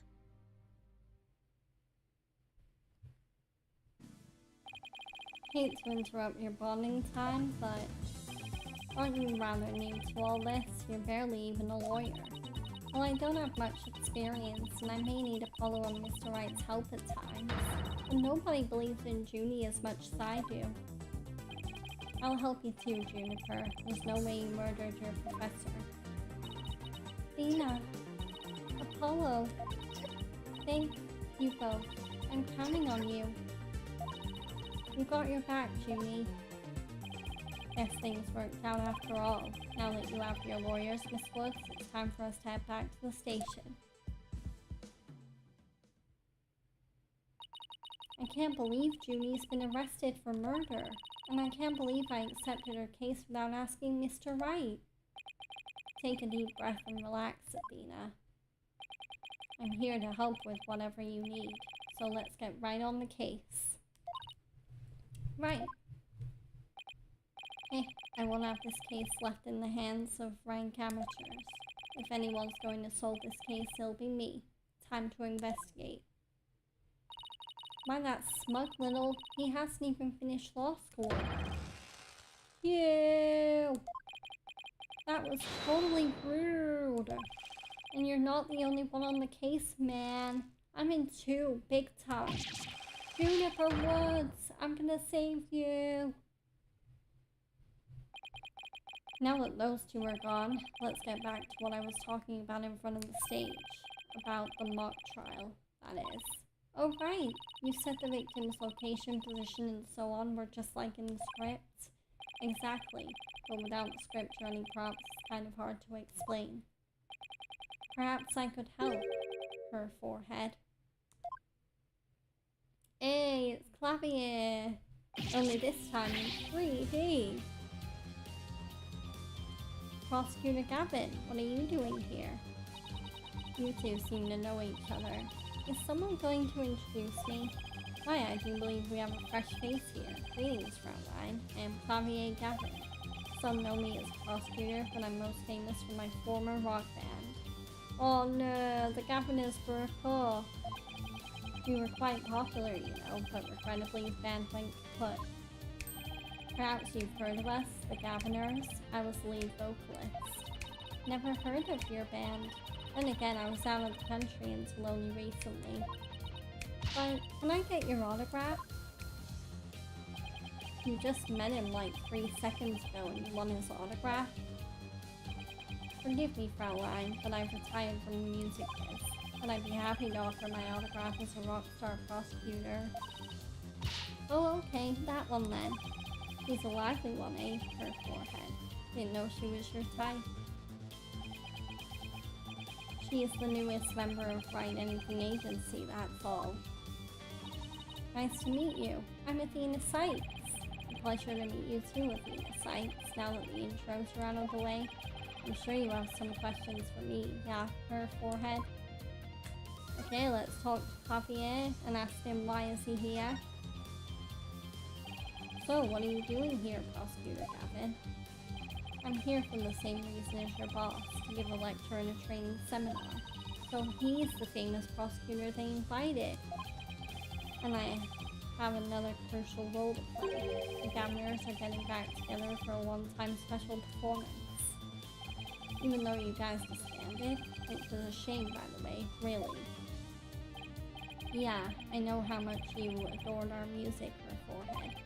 Anyway, I studied abroad in Germany to get my batch early, but I did graduate from here. Wait, so that performance Judy mentioned? I see you've already heard about that. One student representative was selected to sing with us on stage. And the stage was supposed to look like this tomorrow. 2 big banners and a pair of wicked statues. This is just an illustration, but it's not half bad. Wicked statues? Wait, are these supposed to be you and Mr. Wright? Bingo, Fraulein. And they were so big and magnificent too. What a terrible waste. But the worst part of this whole thing is, my long-awaited reunion with my mentor never came to pass. Wait, don't tell me your mentor was Professor Court. She was the one who taught me how to think about the law. Okay, let's ask him about Professor Court. Sir Constance Court was your professor here at the Academy. She may have taught the judge course, but she had a huge impact on me. She was fond of saying the end is only justified through proper means. She wouldn't tolerate dishonesty and always revered what was right beyond all else. I can feel Prosecutor Gavin's sadness. Oh no, I think I'm gonna cry. Athena, are you tearing up? Oh, I can't blame you. Prosecutor Gavin knows a lot of who he is to Professor Court. Exactly. So as you can see, we are both joined in purpose, so to speak, yeah. Now, let's rock this place hard. Huh? I don't follow. Let's rock what? Forget already, hair forehead. I said I'd help you explain the mock trial. We're going to reprise it right here in the lecture hall. It might help us catch the killer.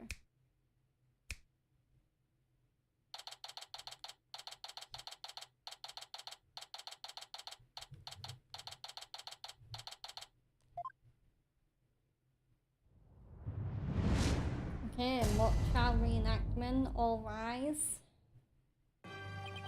Right, the stage is ready.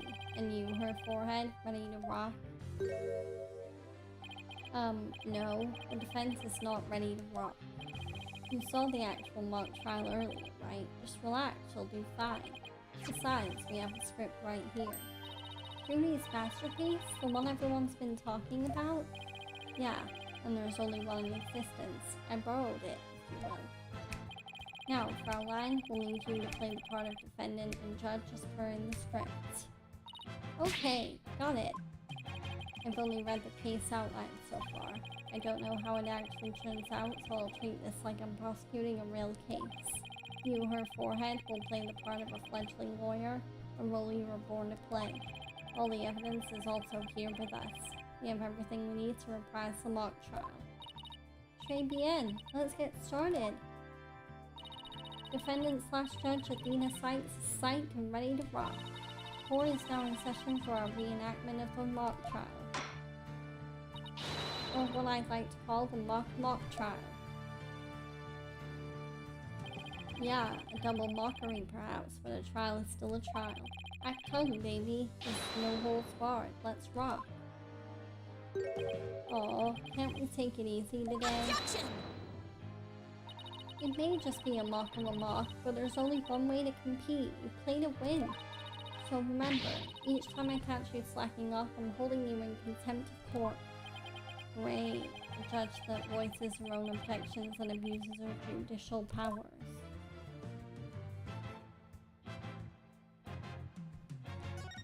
Okay, summary of the facts. Now then, Prosecutor Gavin, your opening statement if you please. You got it, Fraulein Judge. Our case is set in a school very much like this one.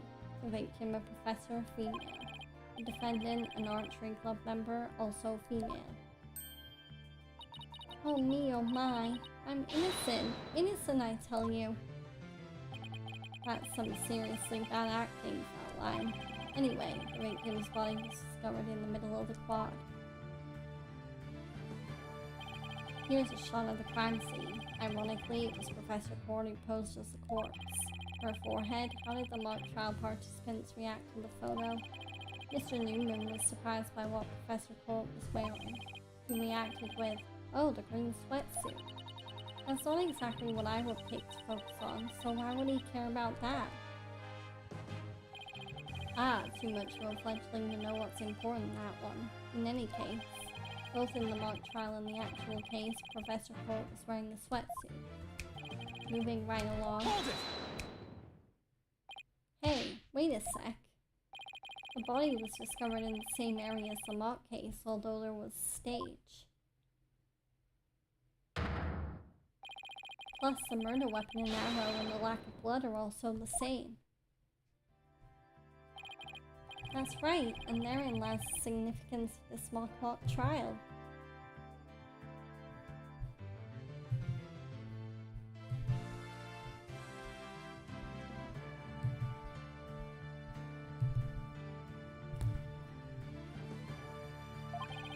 So let's keep rocking it hard, just like that. Okay, defense's argument. Before the crime occurred, the defendant was to meet with the victim in the quad. Let's see here. When I arrived at our meeting place, I found the professor with an arrow in her stomach. But it wasn't me. I didn't kill her. You don't have to ham it up like that, Athena. It's called getting into character in her forehead. Don't be such a wet blanket. Right, let's see. Oh yeah, then Hugh said. A frail co-ed used her bare hands to stab her professor with an arrow? I don't think so. At the time of the murder, a male student was seen, holding a bow in the archery club room, which has a clear view of the quad. He shot the arrow into the victim before my client even got there.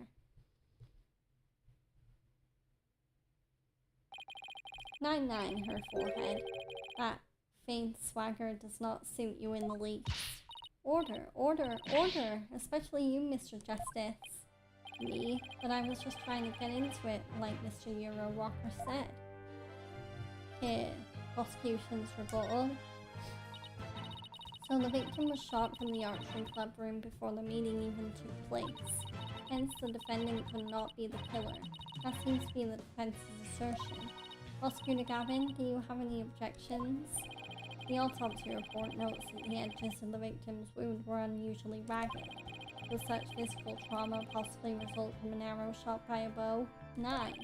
I believe the victim was impaled with the arrow by hand, post-mortem. In short, the real murder weapon was not the arrow at all. When Robin was prosecutor, he had a tough time determining the real murder weapon. Well, he's just a student, a warm-up act, while I am the real deal, the headliner, so to speak. The true murder weapon was most likely the awl that was left in the art room. An awl? What's that? I mean, an awl you say? What might that be? Kind of tool used for poking holes in paper, wood, and other materials. Kind of like an ice pick. I have a photo here if you're interested. Gross! It's all bloody up to the handle. Please tell me it's just paint. Most likely, Fraulein. Pretty realistic, yeah? Let's pretend it's real blood for now. The defendant's prints were lifted from the murder weapon. Furthermore, traces of the victim's blood were discovered in the art room. That's where I believe the murder actually took place. So the question now is, how did the body get from the art room to the stage? So, how the body was moved? The murder took place in the first floor art room, but the body was found in the quad. It must have been quite a chore moving the body all that way. Not at all. There's a maintenance area and storehouse right outside the art room, and a cart used to carry balls around was found there. Oh, I think I've seen one of those before, but that's a pretty big one. A jumbo, yeah, big enough to fit a person or a body in it. The defendant dropped the body from the art room window, then moved it with a cart. That is how a high school girl could easily move a body all by herself. You don't say! Objection! A body dropped from 3 stories up would show signs of massive blunt force trauma. Objection! That may be true, but you failed to account for the large high jump mat in the storehouse. A body dropped onto such a mat would show no signs of blunt force trauma. Yikes. It's almost scary how similar this whole case is to the mock trial proceedings. Like the crafty killer, in an attempt to cast suspicion on the archery club, they moved the body to the quad where it would be an easy shot from the club room. Then the killer faked the murder weapon by inserting an arrow into the all stab wound. Sounds like he has only high praise for Junie's script. Were there any further arguments from the defense? Nope, it seemed like the teacher who was playing the judge was satisfied too. Time for the finale then. Your verdict, if you please, Fraulein Judge. Huh? Oh right, that's me. Very well, this court finds the defendant, Juniper Woods. Wait a second. Even if this is just a mock trial of a mock trial, I don't want to declare Junie guilty. Yeah, perhaps that's not such a good idea. Let's end our mock trial here. Besides, it's about time I get back to my investigation. Thanks, you two. That little run-through of the mock trial cleared up quite a few things. So, we now have a copy of the mock trial script. I can tell you, maybe the prosecution's already got a witness sized up too. That was quick. Prosecutor Blackwell's almost too good. You're sure in a helpful mood today, Prosecutor Gavin. Well, like I said, I just want to catch whoever killed Professor Court, and there's no reason for me to start butting heads with you two. Anyway, I won't say goodbye as I'm sure I'll be seeing you later.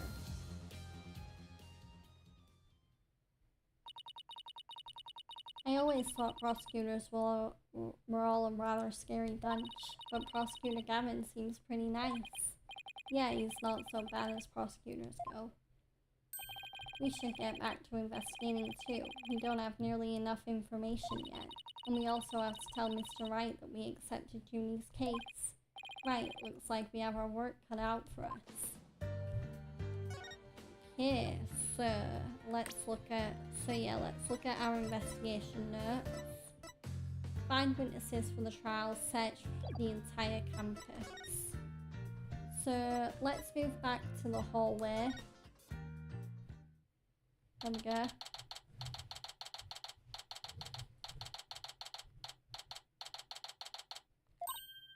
Ah, Mr. Wright. I heard they arrested your friend Juniper. Yeah, Detective Fulbright just took her in. I refuse to believe that one of our students is capable of murder. We must prove her innocence by any means necessary. The end justifies the means. What do you mean, the end justifies the means? I, Professor Means, always say what I mean, and mean what I say by all means. Here at our esteemed academy, we train our students to produce meaningful results. You believe in Juniper's innocence, do you not? Of course I do. Junie wouldn't even hurt a fly. Precisely. We have justice on our side. The only other thing we need are results. It is the height of folly to endanger your client by failing to pursue all means possible. Sure, I want to prove her innocence, but I don't like the sound of that the end justifies the means part. While you are still young and idealistic, it's no wonder you fail to see the wisdom therein. There is but one thing to do now. I must personally take up Juniper's defense. You're going to take her case, Professor Means? I may be a professor, but I am still licensed to practice law. In fact, I have even battled Professor Corden, well, in court. No kidding. So you guys were rivals or something? No, nothing of the sort. She was an esteemed colleague at the academy and in court. You see, both Professor Corden and I graduated from this academy at the top of our class. Wow, I bet they both used to really bring it. Now, if you would excuse me, I had best go discuss the case with Juniper. Professor Means, please wait. I didn't want to say anything, but Apollo and I already agreed to take her case. It's true. Juniper is counting on us to prove her innocence. Really now, you two? And when were you planning on telling me? Sorry, boss. I know we should have asked you first, but... Ahaha, relax. Your friend was just hauled away in front of your eyes. Sometimes you just have to make snap decisions. and I think you made the right one.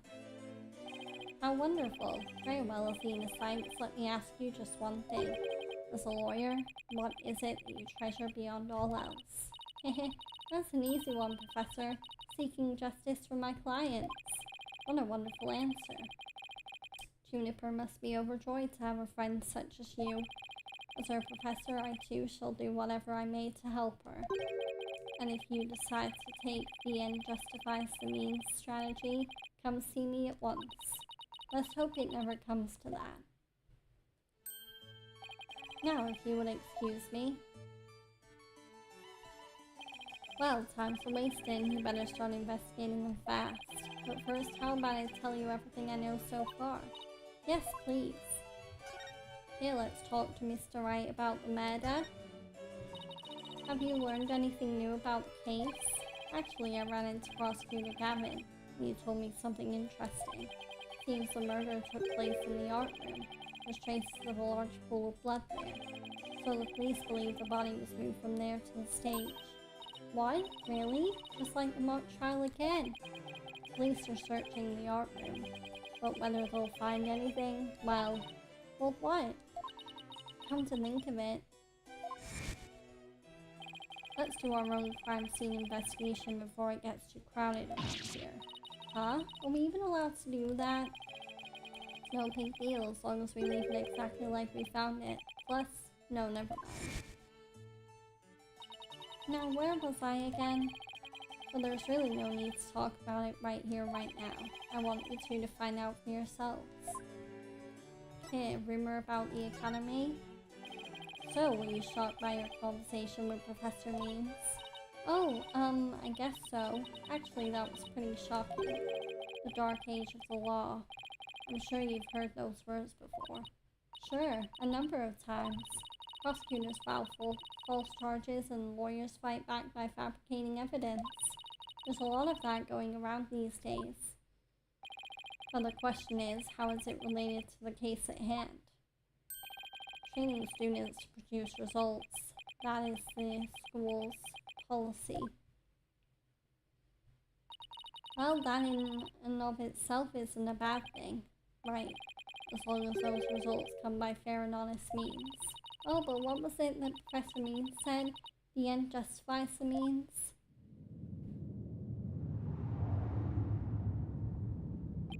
To survive the Dark Age of the Law, you must use any means necessary. Fabrication of evidence and false charges are unavoidable in the quest for results. That's what they're preaching here at Themis Legal Academy. But what'll happen to our legal system if results are all that matter anymore? Ahaha, relax, it's just a rumor. I'd take it with a grain of salt if I were you. Oh, that's a relief. You had me going there for a minute. Wait a second, what if Mr. Wright examined the victim's body for a reason? Maybe he was worried someone might actually tamper with the evidence. I think that about wraps up what I know so far. The fact that this case closely resembles Miss Wood's script is obviously important. Knowing that, you should probably try and identify what's the same and what's different. Okay, I'll try talking to as many people as I can on campus. Okay, so we need to... So we're gonna move to the outdoor stage. Or actually no, let's move to the maintenance area.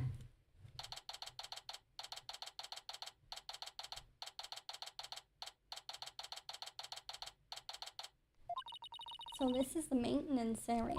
Let's see. During that mock trial, Prosecutor Gavin said that the art room is right above here on the 3rd floor. And that the body was dropped from there onto a high jump mat from the storehouse. Right, and then he claimed that the body was transported to the stage in a ball cart. And then, there's someone else here. Hey, it's Robin! Whoa, you scared the crud out of me! Yikes, right back at you. So what are you doing out here? I'm working out so that I can be strong enough to save Juniper.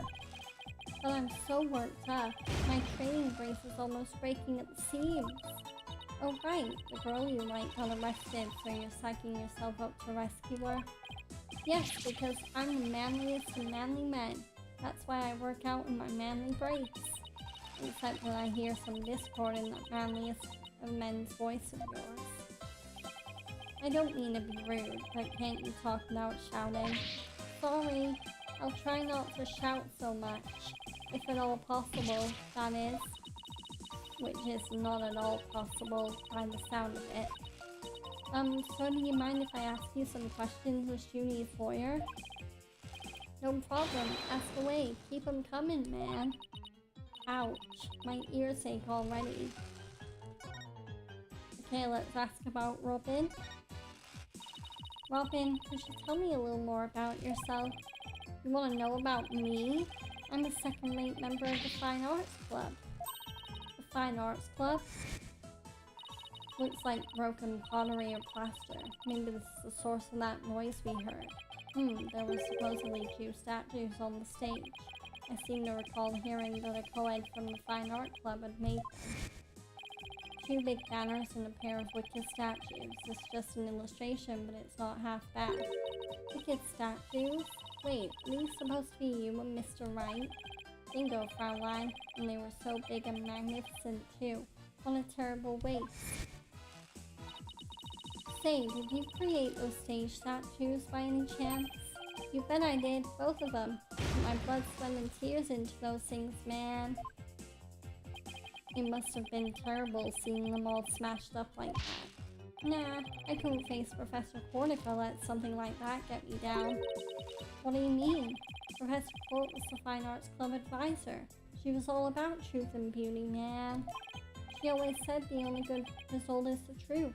That and only lawyers who seek the truth through legitimate means produce worthwhile results. Yes, I'm totally on your guy's side. She must have been an incredible woman.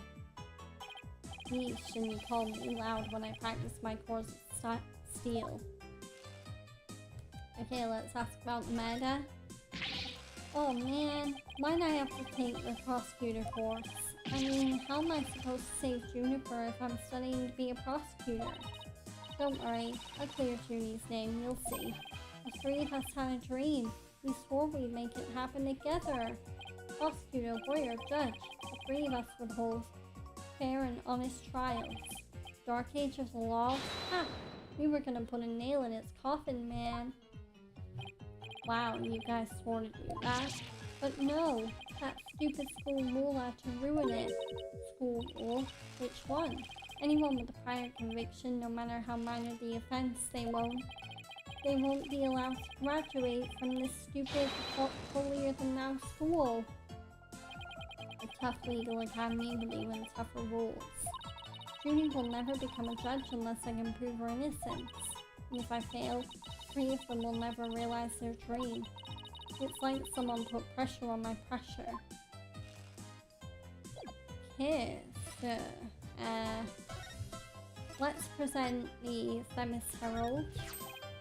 Ah, that paper! So, Robin, is this article true? The author of that article has been gunning for the 3 of us for some reason. It's been nothing but trashy articles like this as long as I can remember. Maybe the author just wants your attention. No way, man. The venom in those articles is way beyond that. I wonder. Okay, Colt's Planner. Dunno.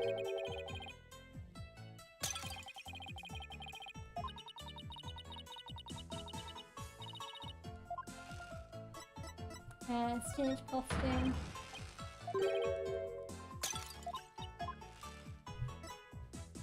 Mock trial script. No. Okay. I think we've got all we can out of Robin for now.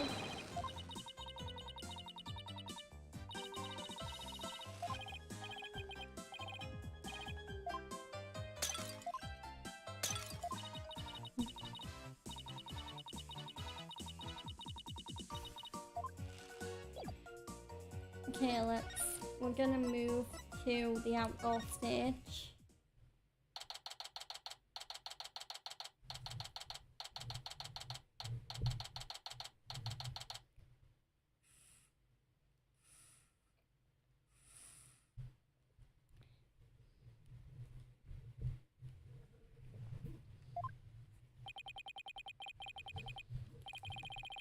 thought the area was cordoned off. Hey, the police are discussing something over there.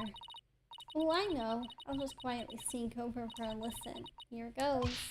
Ah, Athena, watch for your... Huh?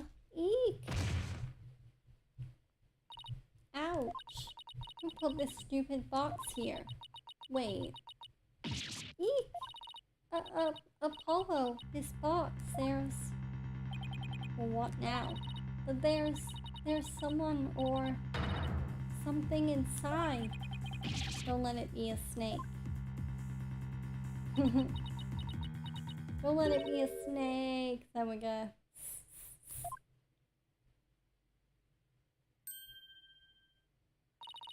You morons just blew my cover.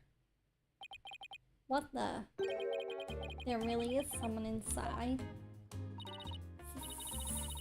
That someone is me, Miriam Scuttlebutt. And I'm a senior in the judge course. And what's with the box? It's the fate of who we live in the we who live in the shadows. There's a very good reason why none may see my face by the light of day. Wait, if you're taking the judge course, did you write a mock trial script too? You really want to see my script that bad? Well, you better watch out. Read it without my permission, and you'll wish you hadn't.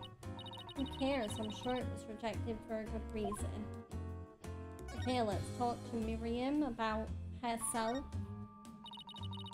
Oh, so you're studying to be a judge too? You must be classmates with Junie. Are you a friend of hers? Juniper? Sure, she's my friend. That's why I'm gathering info. Now, tell me all you know for tomorrow's trial. For tomorrow's trial? What are you talking about? I'm going to take the stand, naturally. So, the witness for the prosecution is some weirdo in a cardboard box. Ha ha! This disguises how I get my scoops. But you're right, it's me. So tell me everything you know for Juniper's sake. Wait a second, Miriam. Repeat what you just said. A warrior with brains as bad as his ears. Poor Juniper. I'm taking the stand tomorrow. Tell me everything you know for Juniper's sake. Clear enough for you this time? Ooh. Our bracelet's reacting.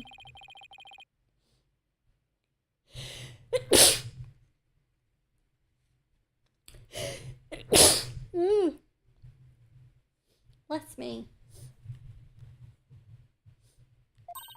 Really? That means a lie already? That was quick. Okay, let's perceive. Well, yeah, I imagine we can perceive it. Okay, where's the tell? Let's see. I mean, her box or something, right?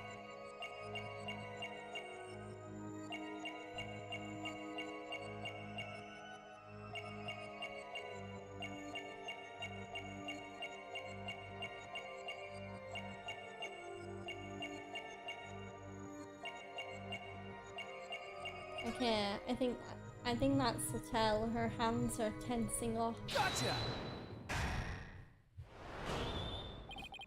That's strange. You suddenly tightened your grip when you said for Juniper's sake. It's like you were subconsciously tensed up because you're lying. Hack, hack. What are you talking about? When did I ever lie? Okay then, let me ask you this. Why were you selected as a witness? That's an easy one. I'm the editor-in-chief of the Themis Herald. I know everything there is to know around campus, even the darkest of secrets. Editor-in-chief, huh? Pretty impressive.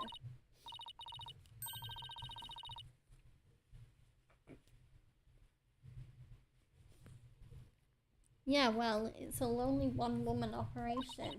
I do it all myself, from reporting to editing to publishing. Still impressed? I'm on a perfect storm of journalism because I bring it all to the table. And this is the evidence, here. An extra edition of the Themis Herald published to coincide with the mock trial. Themis Herald extra added to the court record. Thanks, Miriam. You've revealed who you truly are. Someone who's never had Junie's best interests in mind. What? Are you questioning our friendship? Look, you may want answers, but no can do because what you're saying conflicts with this piece of evidence. Themis Herald. Take that! That's the Themis Herald, the paper I published. What about it? Are you really that dense? This article is full of malicious lies about Junie. It's definitely not something a true friend of hers would write. Kak, you got it all wrong. Another staff member wrote that one. I don't think so, Miriam. You even said it yourself just a moment ago. It's a one-woman operation, or did you forget already? Kak. If you'd just given me the info you have, stupid pawn, Juniper's just using you.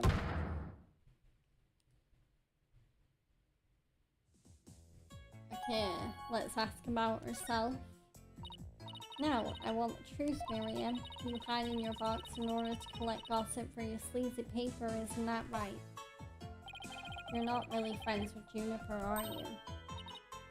No, duh. She's the target of my scoops and my readers demand dirt. Extra.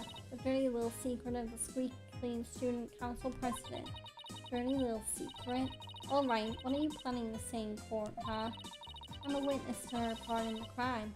I'm going to tell it all in a shocking expose. The end justifies the means. That's my brand of tell-all journalism. The end justifies the means? Wait a second. Here, let's ask about that quirk. In this dark age of law, many of us embrace Professor Mean's methods, even future judges.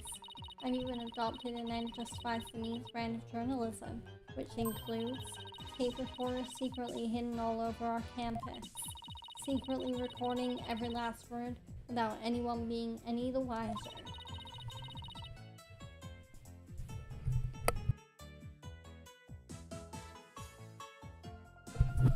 Doesn't she realize that's totally illegal? And one of them was at the scene of the crime, the art room. You put a tape recorder in the art room, but I didn't record. You wanna know? You really wanna know? Yes, please. That's so nice of you to... Like I'm really telling you now. The big scoop comes out in court tomorrow. Tusk, you're so mean, Miriam. According to my evidence, a fatal fissure had opened between the three of them. Who? Junie, Hugh, and Robin? And what do you mean by fatal fissure? Okay, a rift in the trio. Juniper, Hugh, and Robin used to be the best of friends. Used to be? They still seem to get along fine to me. I did sense some discord, though. You don't know anything. Professor Means has his followers and Professor Court had hers. Their influence is inescapable. Are you implying that one of them adheres to that extreme idea you and Professor Means have? Well, why would anyone follow that philosophy? How could you possibly understand? You're new around here. Miriam, wouldn't you feel better if you came out of the dark and into the light? I can see fine in here. You'll be the one seeing the light in court tomorrow. Then you'll realize how guilty Juniper really is.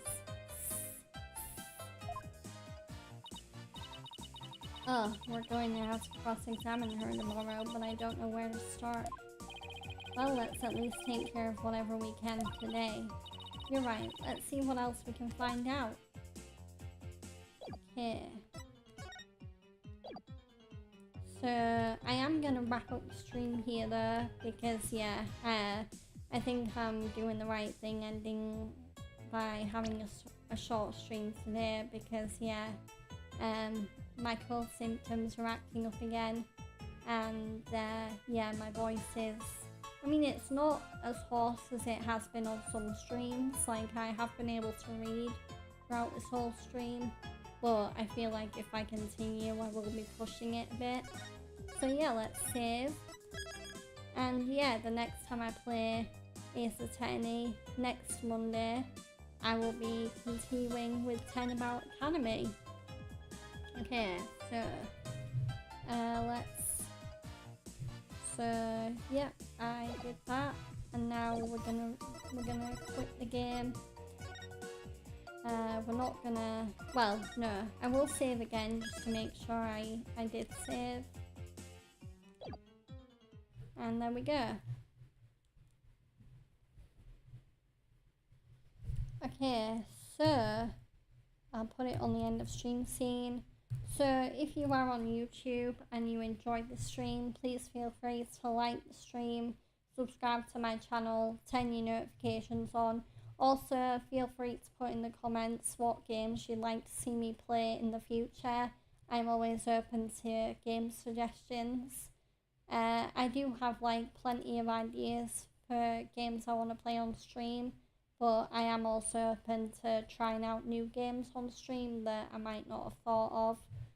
So, also on YouTube, feel free to use the social links in the bottom right corner to connect with me outside of YouTube.